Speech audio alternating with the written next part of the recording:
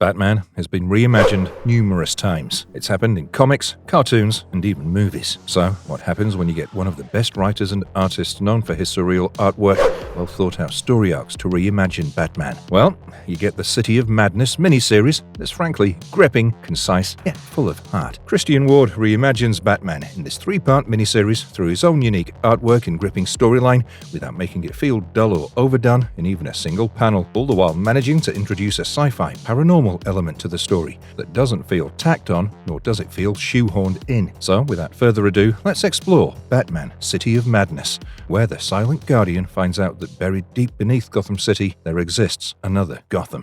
Batman, City of Madness, Book 1, The Pain Behind the Crusade. It's a beautiful night with no clouds in sight. The stars shine bright and paint the night sky with glittering galaxies and distant suns that makes you question your tiny existence on Earth. And that might be exactly what's going through little Javon's mind as he approaches the train station. It's quiet and lonely, and the only soul in sight is the guard manning the ticket center. He's watching the news, and through it we learn that Gotham has recently been struck by a huge earthquake. This resulted in a devastating sinkhole in the middle of the city, which led to the death of around 800 people and around $1.5 billion worth of damages in total. The guard has been watching the news with a horrific expression across his face, and this only intensifies when little Javon requests a ticket into Gotham City. Why would a kid want to go into Gotham City, of all places? And that too, at such a time when it's been devastated by a sinkhole. Although the guard wants to ask tons of questions plaguing his mind, he simply repeats Javon's request to him to make sure that he heard correctly. Javon nods and tells the guard that he's more than capable of taking care of himself. We then see the firearm tucked in Javon's waist that goes unseen by the guard. As the guard hands over the ticket, Javon suddenly spins around after a bat flies past his ear. The guard tells him to get used to it, because there's a lot more in Gotham City from where that came from. The next page gives us a glimpse into the sheer genius of Christian Ward. Amidst the glowing neon backdrop of the chaotic Gotham City,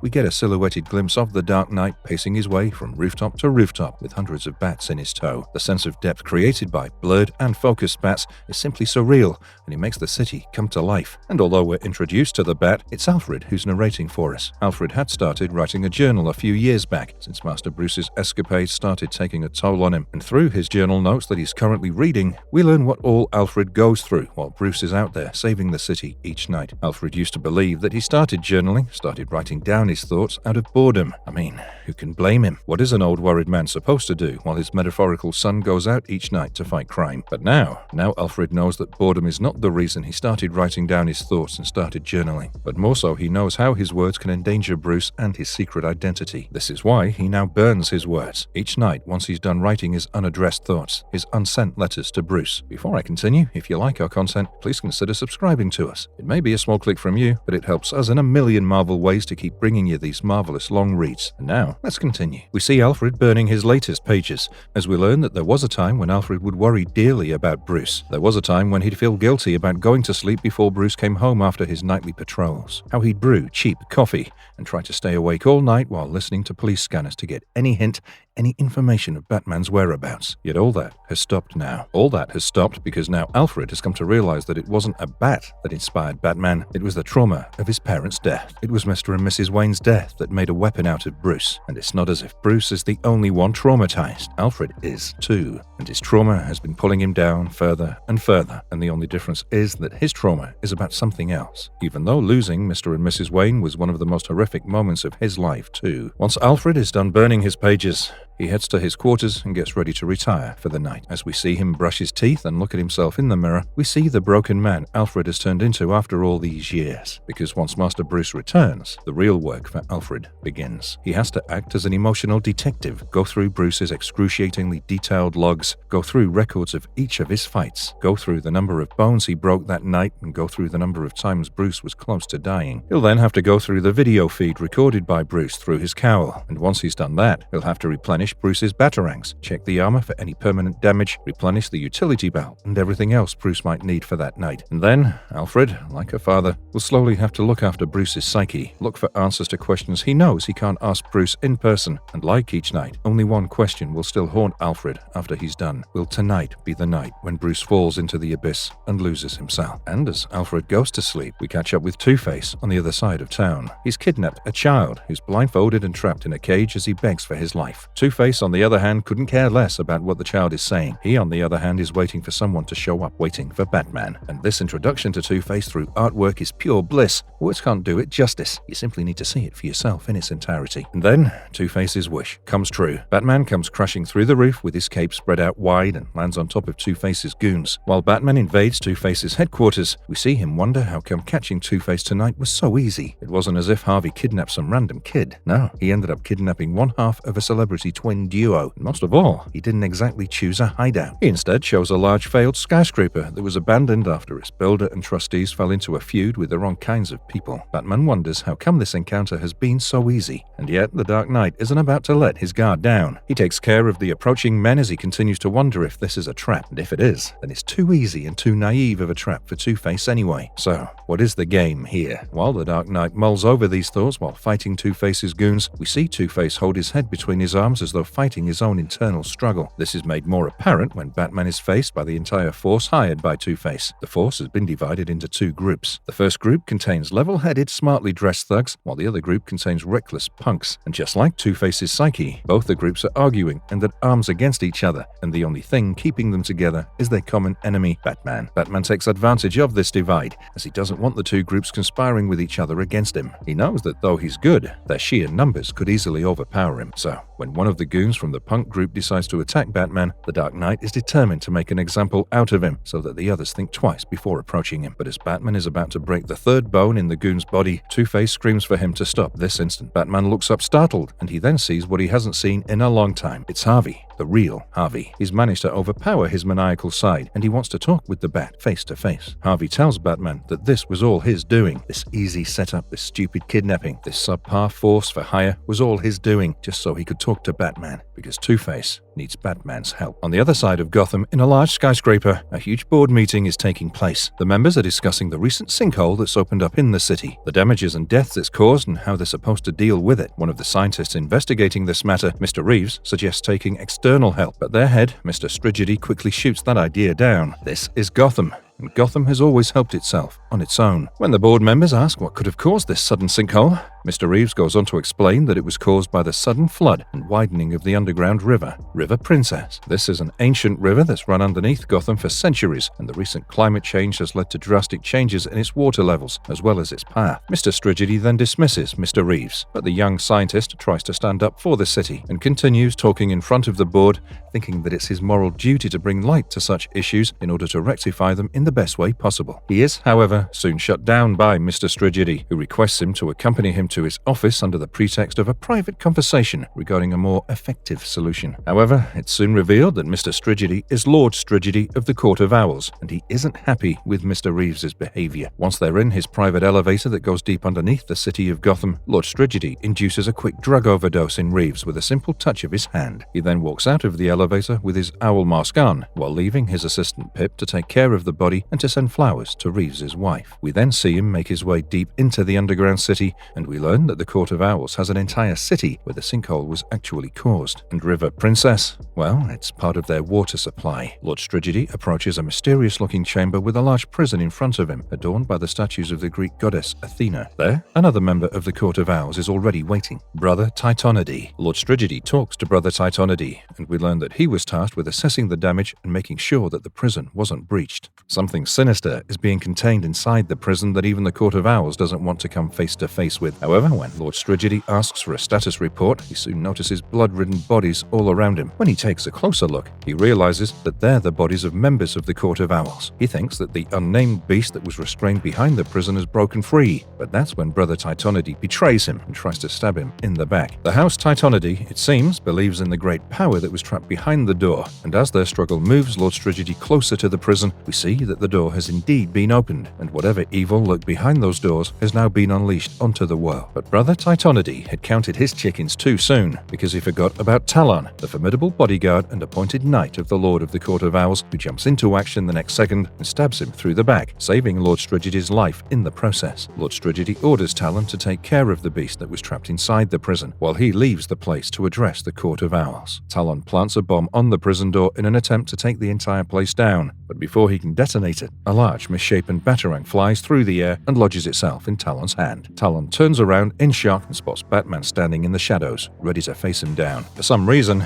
Talon is beyond scared as he frantically tries to use his other good arm to detonate the bomb. But the next second, there's a loud sound of metal meeting bone, and Talon soon has lost his other good arm, which falls to the floor with the bomb still in its grasp. Sadly, the detonation sequence has now begun, and the next second, a huge blast takes down the entire chamber while flinging Batman and Talon in different directions. Talon, surprisingly, is still conscious, but when he looks up, Batman is nowhere to be found, and surprisingly, he doesn't refer to Batman as Batman. He calls him a foul creature. Back on the surface in Gotham City, Javon has made it inside Gotham and is now walking through one of the shady streets where prostitutes and drug dealers carry out their shady business. He tries to ignore every one of them and makes his way to an abandoned alley that offers him a clear view of the Gotham City Police Department headquarters. Even though he's being stalked by a drug dealer who refuses to let go, Javon has his eyes focused on the GCPD HQ building. Javon then puts on his hood, takes a seat on the pavement, and starts waiting. Hours pass by, and we then finally see that he's been waiting for 4 GCPD police officers in civilian clothing. We then see Javon remember a traumatic memory, and we realize what compelled this young kid to come to Gotham armed with a gun. It was weeks ago when he was talking to his dad over the phone. Javon is a Smallville resident, and his dad was a piano teacher who was in Gotham for private lessons. He was talking to his dad over the phone when his dad informed him that he was taking a shortcut to the train station so that he didn't miss his train. It's then that his dad spotted 3 shady characters dressed in animal masks in the alley in front of him. Despite Javon's frantic protests, his dad decided to proceed because he spotted a police officer among them. But then, all hell broke loose because the police officer shot and killed Javon's father on the spot. Javon sheds tears in the present as he remembers what happened next. His dad was framed as a drug dealer, while the cop that shot him was labeled as a hero for taking down a notorious drug dealer. In the modern day,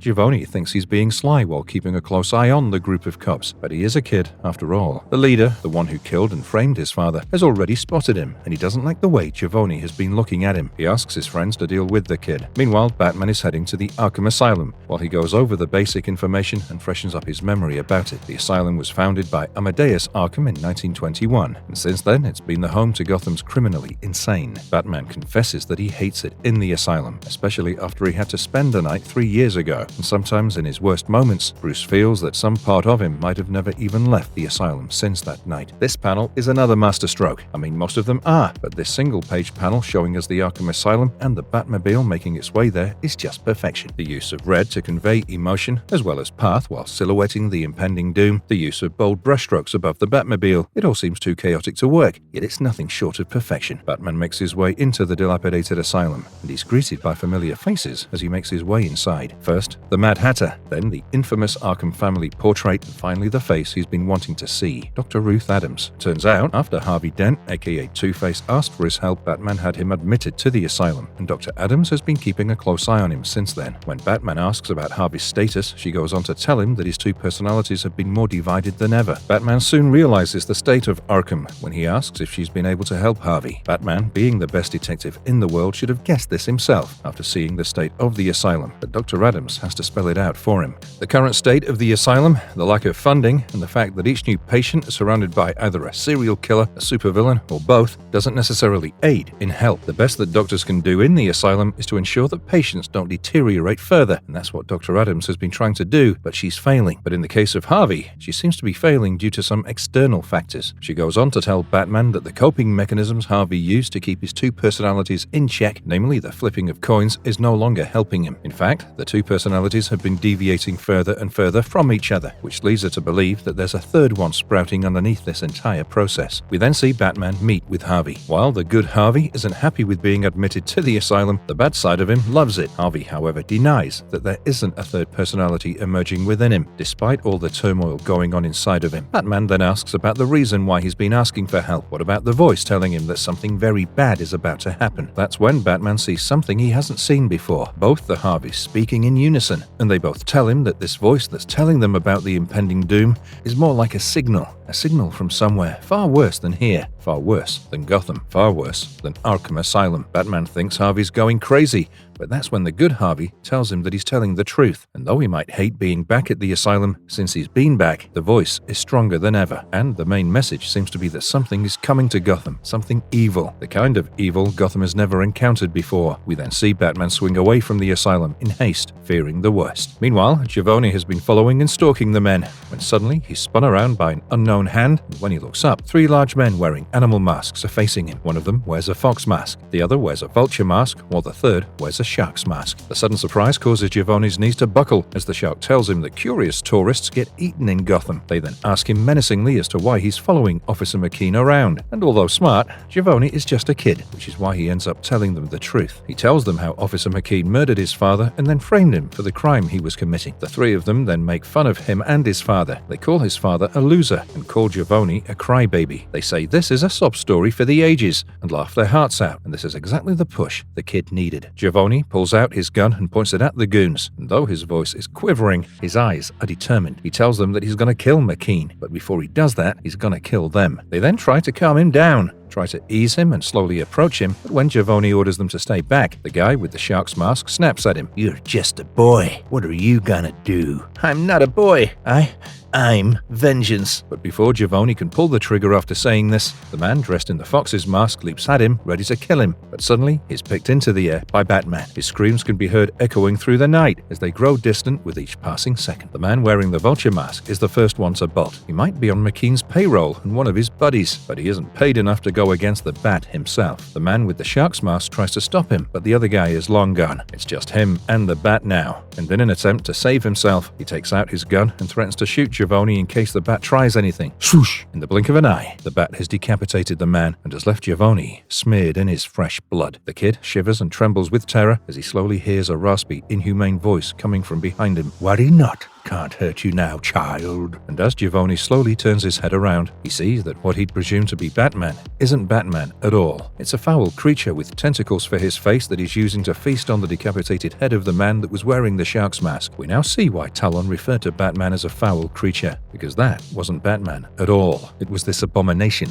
that the Court of Owls was trying to contain. We now go back underground and see things from the perspective of the Talon. He's still unconscious, but he can hear people around him speaking of what has transpired. Talon feels like a failure for not having contained the foul creature, because now Lord Strigedy is now having to address the court and find a solution to the problem. Everyone feels that they must act fast to protect Gotham, because if there is no Gotham, the court will have no city to rule over. The court wants to send in the Talon, and Talon then sees a blurry Lord Strigedy point at him and tell the court that the Talon is down and they'll have to wait. By now, Talon's vision is slowly starting to return, and we then see a clearer Lord Strigedy tell the rest that they were betrayed by one of their own kind, House Titonidae, the only other house with a Talon, and their Talon can no longer be used. And as the rest of the court comes to this conclusion, we see Lord Strigedy show them what he plans. He's already fixing his Talon, but it isn't skill that his Talon is lacking. It was fear that bested him, which is why they need an ally. And Lord Strigedy plans to bring in the Batman. We now cut back to Wayne Manor as Alfred burns yet another one of his pages that he wrote today. We learn that sleep is now a curse to him, because all he can do is speak with ghosts. Ghosts of Master Bruce's parents before going to sleep, and he has nothing good to tell them, because deep down, Alfred feels that he failed Bruce's parents. He should have raised him better, should have gotten him therapy instead of training. But deep down,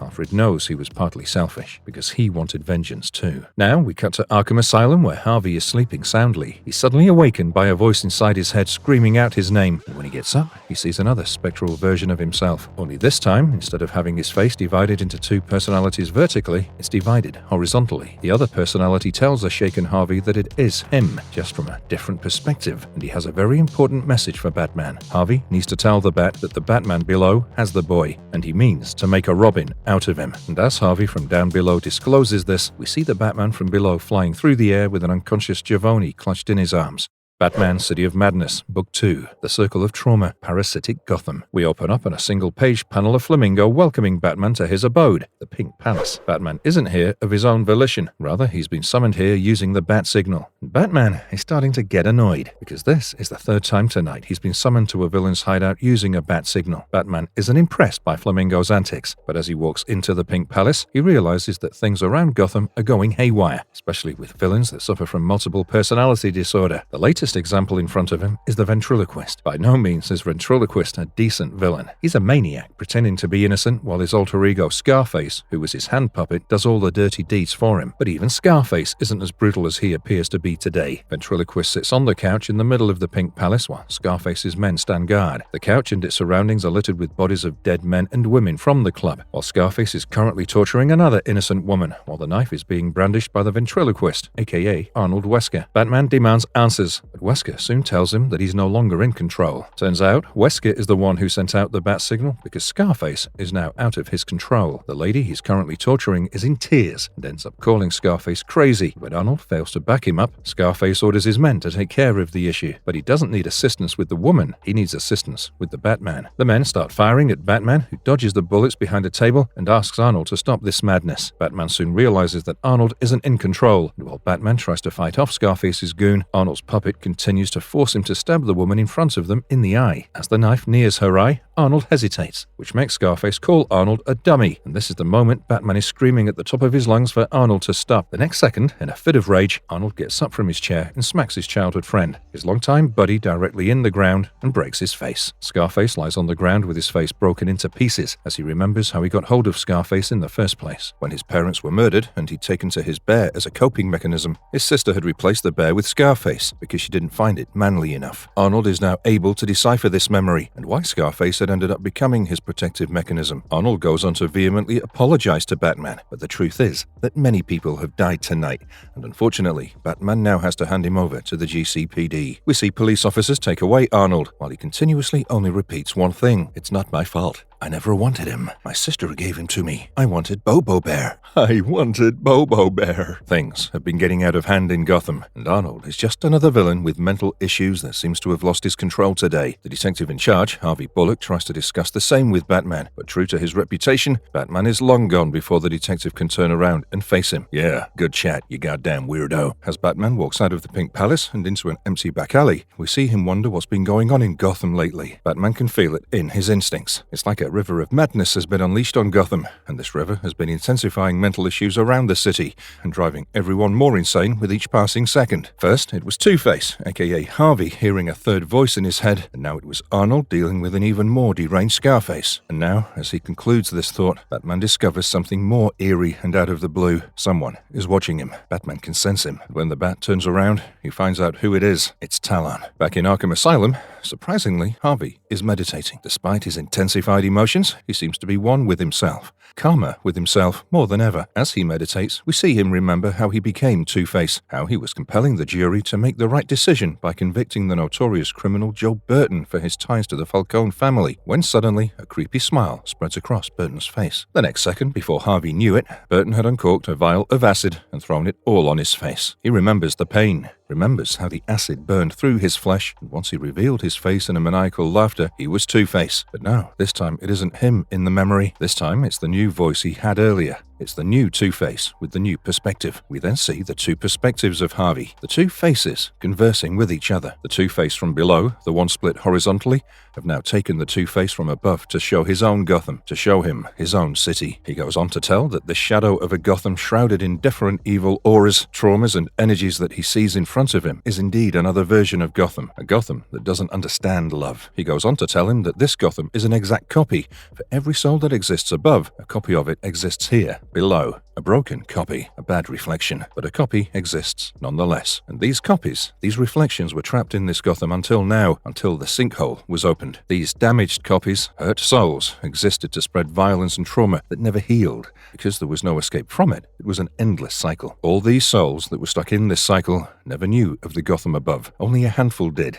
And Two-Face from below was one of the lucky ones that knew about the Gotham above. But another lucky one is him, Batman from below. We then cut to the lair of Batman from below. Javon lies unconscious on the ground while the abomination that's supposed to be Batman is fiddling with some sewing equipment in the background. The kid wakes up wearily by keeping an eye on the Batman from below, but then when he sees his surroundings, he can't make heads or tails of it. And unlike he expected, Batman from below already knows Javon is awake. Shaking with terror, Javon turns his attention toward Batman from below and asks him where he's taken him and what he wants with him. The answer is obvious. The foul creature that thinks he's Batman wants him. This sends waves of terror coursing through Javon's veins. He knew coming to Gotham to avenge his father was a risk, but he never expected to find himself trapped in the clutches of such an abomination that's pretending to be one of his heroes. After all, he folds his hands together in a gesture to beg for forgiveness and asks Batman from below why he wants him. In a raspy, tormented, and unearthly voice, the Batman from below goes on to tell Javon that it's because he can sense, he can smell his torment, his pain. He tells the kid that that the two of them are the same, that they're both tortured,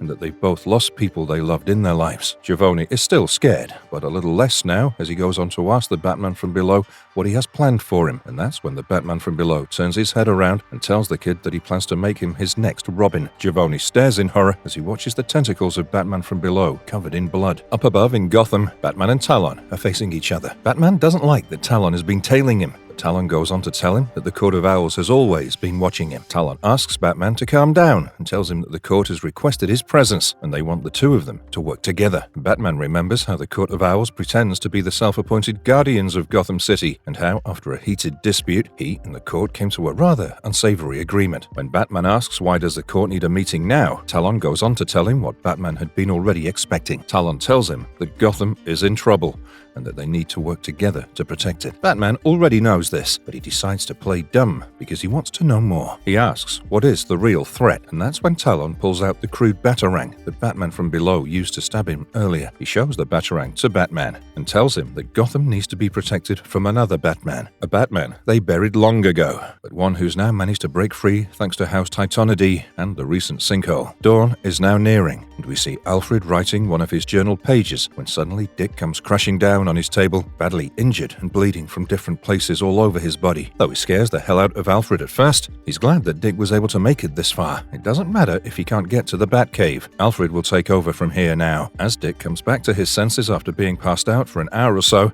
we see Alfred asking him what happened, and Dick goes on to tell him that he went against Clayface tonight, but there was something different about the Clayface he faced tonight. He was in a different form, more brutal, as though he'd been tormented all his life, as though he was driven by nothing but his trauma and pain. Dick doesn't know for sure what Clayface was, but he sure wasn't Basil Carlo no more. He turned into something else, a creature driven by only rage and fear. As Alfred patches him up, we see Dick continue to describe Clayface. The recent encounter has clearly left him traumatized, and Dick is puzzled as to what could have driven Basil Carlo so far as to appear like this. He was just screaming at the top of his lungs, as though howling in pain of a lifetime. Alfred too seems worried, and when Dick notices this, he tries to reassure Alfred that he's completely fine now. But that's when Alfred confesses it isn't Master Dick he's worried about Bruce. Alfred uses the Bat computer to show Dick how unstable Gotham has become since the earthquake, since the sinkhole opened up. He puts up images of villains from around the city and how they've become more deranged and more dangerous. How whatever seems to be affecting the villains is also affecting Bruce, because Alfred has noticed him becoming darker with each passing night. Dick begins to piece two and two together and realizes it's just like the version of Clayface he faced tonight. It's as though they've all been infected by dread. Dick then goes on to ask the real question, the question that haunts Alfred each night. How much of this is their fault? How much of this is because Batman and the rest of them decide to put on masks each night? Do they encourage and inculcate this madness? Do they live this life because of Gotham? Or is Gotham this way because of them? We see Alfred remember how he used training as a coping mechanism for Bruce, how he failed Bruce. Alfred goes on to tell Dick that this is the real question, even though he doesn't have any answer to it. This question haunts him each night, though they shouldn't worry about these existential questions right now. They have more pressing matters at hand, namely, where's Bruce? Dick wonders the same as he watches the bat signal shine high up in the sky. Bruce hasn't responded yet, and Alfred hasn't been able to get a hold of him either. Wherever he is, the bat signal can't get through to him, and that's because Batman is deep underground in Gotham, following Talon to the hidden city of the Court of the Owls. As Talon leads him deep into the underground city, Batman can't believe his eyes. He can't believe that he was oblivious to an entire city right underneath his feet, a city huge enough to hide the entire Court of Owls and much more. Talon and Batman argue about who needs to keep this underground city in check until they reach the main chamber, where he's welcomed by the entire Court of Owls led by Lord Strigedy. Batman tries to act courteously by saying that he's honored to be here, but that's when Lord Strigedy latches onto his words, because Batman should indeed be honored, because what he's about to see is a privilege. The head of the Court of the Owls leads him to a model of Gotham City in the middle of the chamber and shows him the Gotham above, but he then flips the map 180 degrees and shows him the hidden city underneath it, the city that only the Court of Owls was privy till now, the Gotham of below, a dark, dilapidated, twister version of Gotham covered head to toe in all kinds of unspeakable horrors. Even Batman, for a moment, is left speechless. We now cut to Gotham of below, where Batman from below has taken Javon out for a nightly patrol to stalk his father's killers, the below versions of Officer McKean and his three accomplices wearing animal masks. The Batman from below lets Javon stare at them. He lets his rage burn brighter inside him before proclaiming that he can help the boy kill his father's murderer. But Javon is way smarter than Batman from below had anticipated. dissipated. The young kid knows this isn't the murderer of his father. This is just a shoddy imitation. For a moment, we see the Batman from below lose his sense of control, and his eyes seem to droop with sadness. However, he soon snaps back with the retort that if not his father, then this version has surely killed someone's dad. Without a word from Javon, in the next second he grabs the kid and leaps towards the copy of Officer McKean. Come, we have some torment to reap. Back in the underground city of the Court of Owls, Lord Strigety has caught up Batman to what's been happening so far. He shows Batman the mural of Batman from below, and how the tale of this horrid and unstoppable beast has been passed down through decades. Lord Strigety tells him that for every soul that exists in Gotham, a copy of it exists here in Gotham of Below. Strigety goes on to tell him that their history with Batman from below has been long and tedious, and though managing while he'd been trapped was doable, now that he's escaped, they need Batman's help. Batman from below thinks like him, acts like him, and what's more, a copy of each of Batman's enemies lies here in Gotham of Below as well. He then tells Batman that the most fearful thing is that Batman from below has managed to get above,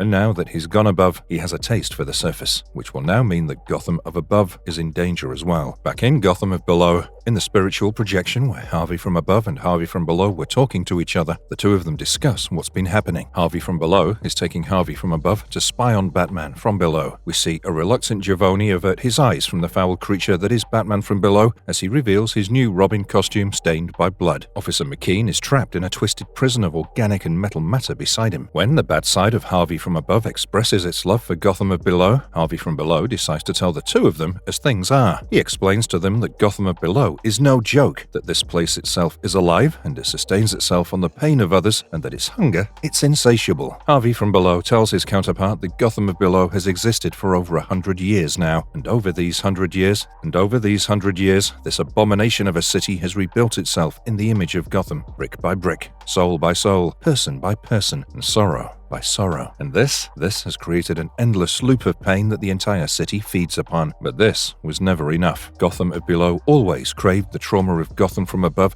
to satiate its hunger, and Batman from below has now managed to fulfill that because he's managed to break the endless cycle by breaking Javon to Gotham of Below. We see as Batman from below holds Javon, his tentacles slowly caress the top of his head. Harvey from below explains that now that someone from above is here, it's making Gotham of Below even more stronger, and if this continues, the city will soon break its containment barriers and breach the world above. Harvey from below then takes Harvey from above to truly see what's been infecting Gotham of Below, a black, unearthly mass of organic matter in the center of the city. Harvey from below implies that they need to act fast, or else they'll all find themselves trapped in a true nightmare that they can never wake up from. Harvey from above sighs, and then both his personalities say in unison, "It's been a long time since we were the heroes." Harvey from below nods in agreement, and then tells them to go tell Batman about the kid that's been taken by Batman from below. This should help save both the Gothams and contain the destruction in the process. We then see Harvey from above waking up from his dream, but standing in front of him isn't Batman, it's Nightwing, and he wants to have a chat face to face. Nightwing threatens the bad side of Harvey because he wants to talk to the good Harvey, but he too soon comes to realize that after a very long time, both of his personalities are on the same page. Nightwing wants to know what Harvey told Batman, because since that talk, he's gone missing. But when he tells Harvey this, all hell breaks loose. Harvey is in shambles. He holds Nightwing by the shoulders and tells him that finding Batman should be their top priority. He needs to tell Batman something very important. When Dick asks him what is so important, Harvey tells him about Javon and how he's been taken by another Batman from below. And this doesn't mean anything good, neither for Batman nor for Gotham, and nor for either of the villains. Their conversation, however, is soon interrupted by the ventriloquist, who too has been detained in Arkham Asylum. "Are you having nightmares too, Mr. Dent? Mine have been much better since I found a new home for my friend." Arnold Wesker then holds up his right hand, and Harvey and Nightwing both stare at him in horror as they come to terms with what Wesker has done to himself. The disease of torment and dread seems to be spreading widely now, because Wesker has now carved a face into his right hand, which is bleeding endlessly. Who needs Scarface now? Back in the underground city of the Court of the Owls, Lord Strigety is standing with Batman at the entrance of the Gotham Below, the prison that once housed Batman from below. Strigety offers Batman forever peace between him and the Court of the Owls in exchange for taking care of Batman from below. Batman is weighing his odds when suddenly, after many hours, his radio buzzes and he takes the call. It's Nightwing, who goes on to tell him about the state of affairs above. He tells him about the deranged Clayface, what Wesker has done to himself, and what Harvey told him about another Batman taking a child from above. Nightwing doesn't know what to make of this information, but Batman does. He tells Dick that he trusts Harvey and that he knows where the kid has been been taken. Nightwing wants to come help Batman, but Bruce tells him to stay put. He's done enough. He almost died trying to go against Clayface tonight, and he doesn't want that happening again. Batman pauses for a moment as he realizes the consequences of the choices he's made over the past. How Wesker's sister handing him Scarface instead of Bobo Bear was a grave mistake, similar to Bruce handing Dick the Robin costume instead of being there for him as a father. After the long pause of contemplation, it seems Bruce might break character, but considering that he's surrounded by the Court of Owls, he simply says, "Nothing, just tell Alfred I'll be home late." He then cuts the call and agrees to Strigidi's demands. However, he has one condition. He'll do things his own way. Strigidi agrees, and the next second, Talon and him leap down into the city of torment, Gotham of below. Once the two of them are out of earshot, we see that Strigidi isn't as stupid as he seemed. He has a contingency plan, and that involves a bomb named Gauntlet that'll take out Gotham of below along with a 10-block radius of the city just for extra measure. It's armed and ready, and in case Talon and Batman fail, it's their only hope. Talon and Batman leap from rooftop to rooftop in the abomination of a city as they make their way toward Batman from below's lair. The comic ends on a large statue of an owl in the middle of the city where tons of people pray to it, referring to the presence of the Court of Owls that was once prevalent in Gotham of below. Batman City of Madness, Book 3, A Joker is Born. We start again on Alfred writing one of his journal pages beside the fire, addressed to Bruce. The page will soon be burned, with no way of Bruce ever having to read its contents. He tells Bruce an age-old story, a trope that's been used over and over again, yet its message is as relevant as any story today. He tells Bruce the story at the heart of which is love. It's about families and those who come to call themselves part of those families, how these members are forced to go on journeys where their loves will collide and result in great pain, and how this pain, when again it meets the love of other members, it can turn into rage. A story of a son left alone, a story of a man who needed to trade in his rage for fatherhood, a man, Alfred, who is still very much hoping that it isn't too late. Juxtaposing this tale written down by Alfred is an ancient story about an ancient evil entity. We see a primitive woman messing with ancient magic as a father-son duo, along with their pet dog, approaches her from the background. She is the man's wife and the kid's mother, but through her incantations, she summoned an ancient evil entity, an entity that looks like a ginormous bat with tentacles that's already consumed her and is now coming for them. The father is about to attack the entity with his spear, but the son tries to stop him. But as Alfred said, when the pain meets love, it turns into rage, and the man's rage gets the better of him. He runs at the beast with his spear in hand, but soon gets trapped in the ancient evil's tentacles and eventually gets consumed, just like the boy's mother. And now, only the boy remains, and the little man has nowhere to run, and no weapon to defend himself with. We then cut to ancient Gotham, precisely 100 years ago, in November 1921. Amadeus Arkham is celebrating the opening of Arkham Asylum,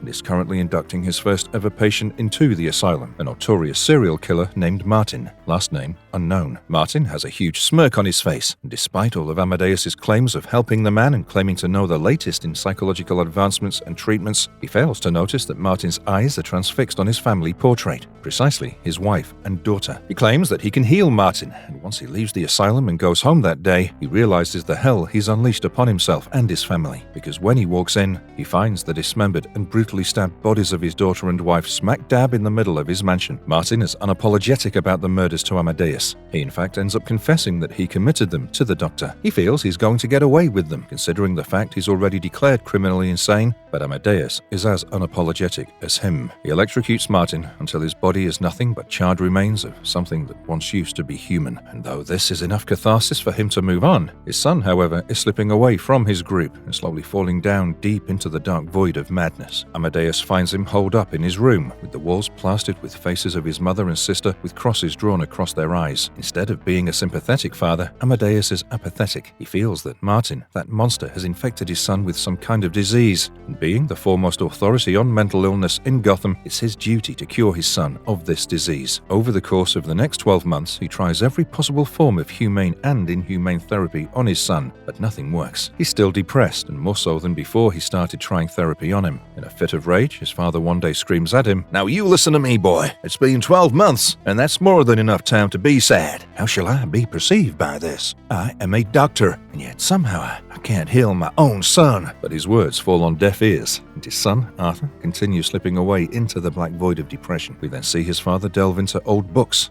of the occult, and then one day, ominously, Arthur is standing in a white circle when he's suddenly approached by mysterious black tentacles that slowly surround him as his father's voice echoes in the background, "What else am I to do?" We then cut to the present day where Talon and Batman from above are in Gotham below, going against Firefly from below. He's more powerful, but more deformed, and though he can wield fire better than ever before, Batman is determined not to lose, because since he's been in this twisted copy of Gotham, his own trauma has been eating at him too. How a single bullet managed to change the course of his life. How the voice of child Bruce that he suppressed all these years is now more vocal than ever in this copy of Gotham as he fights Firefly. But just like child Bruce, there's another kid lost out there, being manipulated and taken advantage of by someone claiming to be a copy of him, and he can't let that happen, no matter what he's suffering through inside his mind. We see Batman incapacitate Firefly momentarily using his grappling gun, and then use an ice dispenser to take him down immediately. Talon then moves in for the kill, but Batman soon stops him. There'll be no killing on his watch. Talon scoffs and calls Batman a hypocrite as he walks away from the incapacitated Firefly. As the two of them walk through the city and make their way to Arkham Asylum, a single thing puzzles Batman. According to Strigedy, there were supposed to be copies of each of his villains down here, but if that's true, then where are they? They've only encountered Firefly till now, but he can't seem to find the rest of them. What happened to them? Are they waiting to ambush him? But then, Batman notices something more sinister, a murmur, as he nears Arkham, and as he gets closer, he starts noticing red veins every now and then leading towards Arkham and culminating there. Soon, as he gets closer, the murmur turns into a heartbeat, and Batman's afraid to jump to conclusions just right now. But whatever it is that awaits him in Arkham, it's something big, something that has this entire city in its grasp, something monstrous. By now, Talon and Batman are halfway to Arkham Asylum when they're forced to stop at a rooftop because of what they see below. It's Killer Croc, but this version of him is huge, at least 50 to 80 feet long. But waiting was a bad idea, because the next second, the entire city, all the copied citizens of Gotham, ambush Batman screaming out, "Woo, woo," mimicking the sound of police sirens. They slam into the Bat and soon fall to the street below along with him. Soon, bodies start piling on top of him, and despite his best efforts, the sheer number of people are enough to overpower him. He tries to ask Talon about it, but before he can, he's swarmed, and within seconds, Batman is lost in a sea of unknown limbs and bodies. Moments later, there's a loud bang. Finally, Batman can breathe and see again. People who were once on top of him are flung into the air and in all directions like ragdoll dummies. When Batman gets up, he realizes that he owes Killer Croc for his escape, but Croc is nothing short of a monster himself. He's huge, as big as Godzilla, and in the middle of his belly is another large mouth to help him consume as much prey as possible. The citizens now have their attention focused on Killer Croc, and he's more than happy, because he's been starving. As mindless as these citizens seem, Batman's conscience simply won't allow him to let them get consumed by Killer Croc, and so he jumps into action despite Talon's protests. And frankly, this was one of Batman's stupid decisions, driven by his principles that he sometimes can't let go. Maybe it's because his morality and sanity hinges on it, but either way, the Bat jumps into action. The Croc heads straight for Batman, who uses his grapple gun to stab him directly under his throat. Batman then leaps in the air, swings around a building, uses it as leverage, and then uses Croc's weight against him to slam him directly into the asphalt below. The asphalt soon gives way, and the ground starts shaking. Before it collapses, Batman leaps away as Croc is consumed by the ground below. Talon isn't impressed one bit. Batman's wasted too much time here, and they need to make their way to the asylum as soon as possible. They leap through the air, crash through a window, and finally enter the asylum. Once they enter, Talon expresses his disdain for Batman's principle, how he didn't consider Croc to be a living thing, but those husks of citizens were enough for him to save them and kill Croc instead. He finds Batman to be hypocritical, that if he cared about life, then every life should matter. His intentions don't matter, if that's what his principle is supposed to be. Batman ignores Talon and makes his way deeper into the asylum, and then he's shocked to his core. One of his most important questions has now been answered. What happened to the copies of all his villains that were supposed to be in Gotham below? Well, they're all here, dead, in their own cells. They seem to have been dead for a long while. Scarecrow, Ventriloquist, Poison Ivy, Clayface, Mr. Freeze, Mr. Zsasz. They're all here, dead, in their own cells, brutally murdered. Talon then implores Batman to see what he and the Court of Owls have been telling him all this while, that the Batman from below doesn't share his sense of, be it hypocritical, honor. And then Batman hears a familiar voice. Harvey, albeit Harvey from below, but it's Harvey nonetheless. Harvey goes on to tell Batman that Batman from below has been rounding them up here in the asylum and killing them one by one. He'd have killed every living being in Gotham below,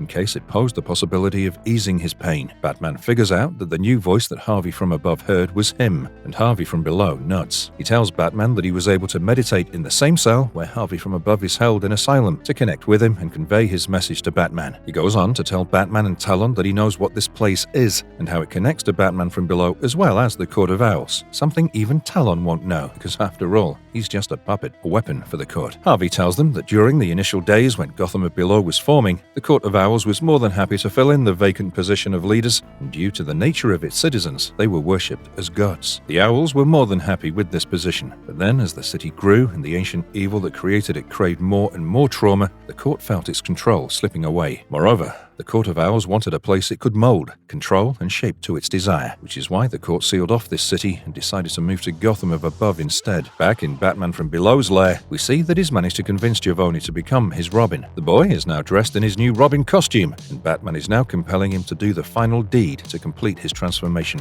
to kill Officer McKean, whom he has trapped in one of the walls of the lair. McKean looks up at the boy with half-dead eyes, unsure if he's still whole or just another puppet in this foul creature's master plan. Do now what you couldn't do above, and kill your father's killer. The mention of his father brings Javon to tears, and as he remembers him, remembers his kind face, he's more than determined to bring justice to his name and avenge his father. He holds the mangled batarang in one hand as he gets ready to kill McKean, unable to see that this is just a husk of the officer that killed and framed his father. But we then learn that Javon knows this, but it's enough for him. You're close enough, you piece of shit. Close enough. Back with Batman, Talon and Harvey find a new trouble seems to be brewing, because Batman wants to free Harvey, but Talon is against it. He's done with this, and so is Batman. Batman's only condition was that he'll work in his own way, and now that Talon is proving to be too much of an obstacle, the two of them begin fighting. Talon, too, has a mission to stop Batman from Below before things get out of hand, and Batman's constant side quests before they reach him are delaying the inevitable. Talon, too, jumps into action with his blades drawn. Batman, in retaliation, holds two of his batarangs in each hand to go against Talon's knives. They fight to the best of their capabilities. They trade blows and break each other's ribs, and by the end of it, it seems Batman has bested Talon, but then he gets up quickly and stabs Batman in the ribs using one of his knives. Thanks for the company, Batman, but I think I can take it from here. Batman lies on the ground struggling, while Talon stands over him, gloating. But Batman is known to be the smartest. He noticed the pit directly behind Talon, which he failed to notice, and with a swift kick, Batman sends Talon flying into the pit, and is then soon helped up by Harvey to his feet, who's managed to free himself from his cage. Harvey apologizes for not helping Batman earlier. He says he isn't as brave as he used to be.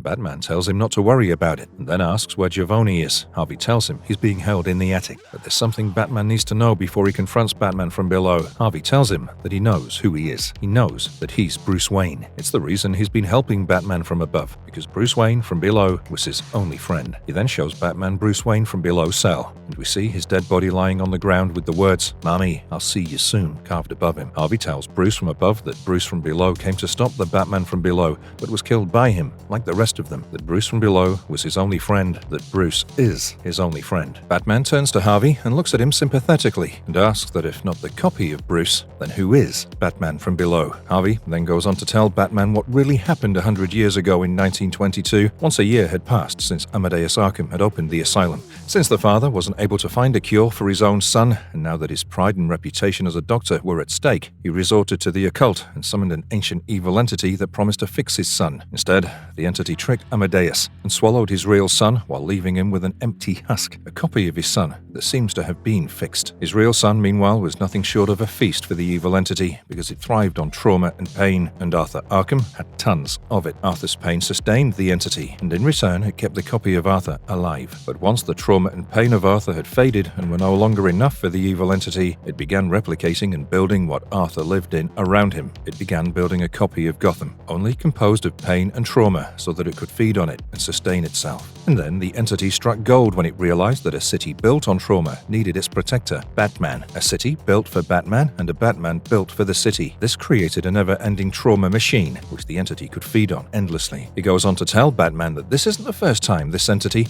this beast, has done this. It's created such endless cycles of trauma on Earth for thousands of years. Only its hosts have changed. But thankfully for Gotham, for the past 100 years, it was contained in this underground city. But if it gets to the surface, it'll all be over. Things get more confusing when Batman asks Harvey how he knows all this, because Harvey goes on to tell him that he is part of the entity. He was created by the entity when replicating Gotham. But how can this be? If he is part of the entity, then why is he helping Batman? And that's when Harvey's answer makes Bruce understand things better. Harvey tells him that his friend Bruce Wayne died trying to stop the entity. He too was created from the entity himself. So now it's Harvey's turn to return the favor, to help him. He then orders Bruce to go save the boy before it's too late. Even though some time has passed, Javon isn't a killer, which is why he's moved only inches closer to McKean while sobbing uncontrollably in a desperate measure to try and bring himself to kill McKean. But that's when Batman reaches the scene and screams for Javon to stop. "Arthur, this ends now. And the boy, he's coming with me." Arthur agrees that it ends here and now, but it ends with him and his Robin, not with Batman taking Javon away. Arthur viciously attacks Batman, who simply defends himself while asking Arthur to see the truth, that he too has been a victim all this while in this scenario. Arthur takes a huge swing at Batman, draws blood, and knocks Bruce to the ground. He then orders Javon to continue with the deed, who trembles with the batarang in his hand as he turns his head towards a half-alive McKean copy. But that's when Talon appears on the scene out of nowhere and slams Arthur away. "My master sends his regards." Sadly, before Talon can do any more damage, the evil entity shows itself and starts attacking Talon with its tentacles, while Batman from below, aka Arthur, gets up and starts choking Bruce. It seems this will be the end for our heroes, but that's when the unthinkable happens, and Harvey slams Arthur in the back with a huge stick.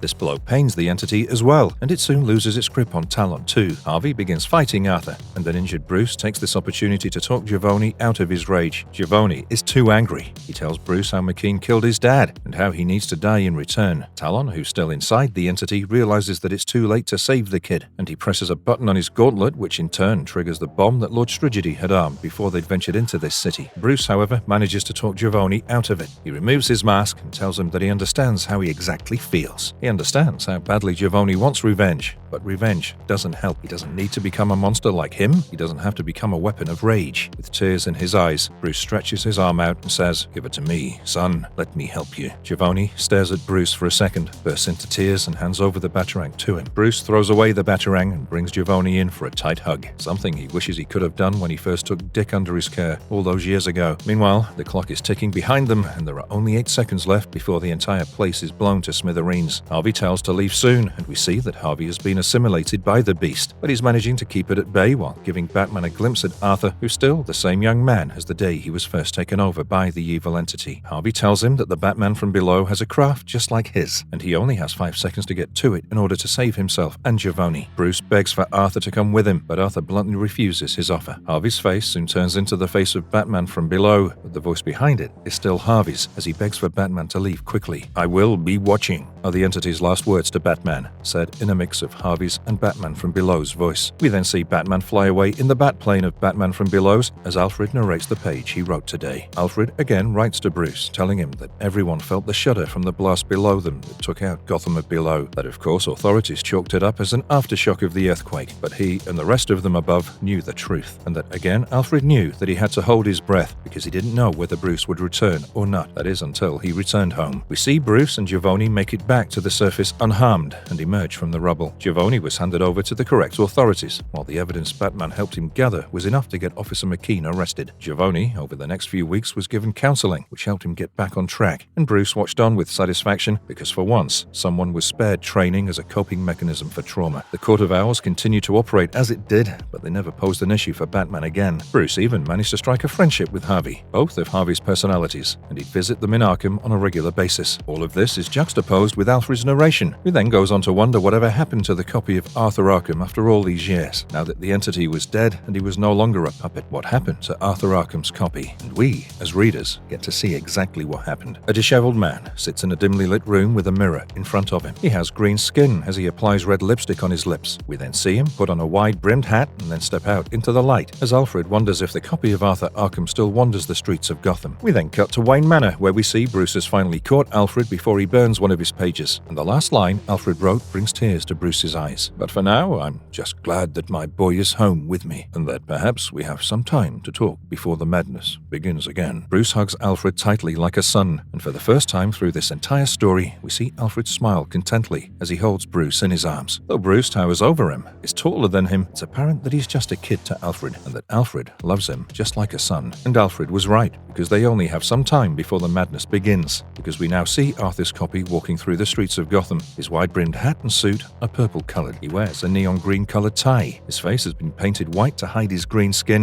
and he sports the same evil smile everyone in Gotham will soon come to fear, because he is the Joker. Marvelous verdict. Well, there you have it.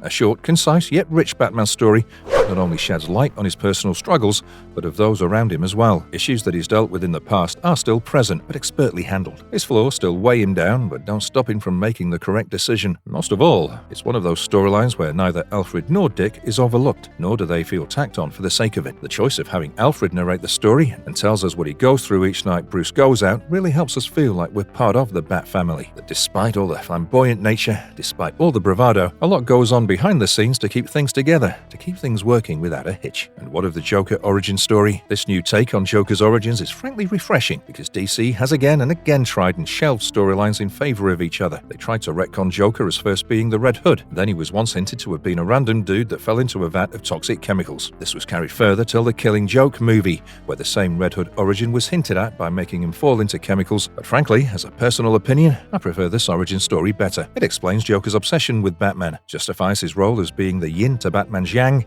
and even offers an explanation to why this Batman never lives up to his expectations. And that's because this copy of Arthur doesn't crave this Batman, it craves its own counterpart, the original Arthur, the Batman from below. But sadly, he's no more, so he has to make do with what he has. It also explains why he's hell-bent on torturing Batman just for the fun of it, and won't stop going after him or his loved ones no matter what. All in all, if you've been craving a fresh Batman storyline for a quick read while traveling or on a lazy afternoon, then there's nothing better than City of Madness. Released from 2023 to 2024, it's frankly highly recommended for its artwork alone. Even if the story doesn't entice you, the artwork alone will make it worth your time.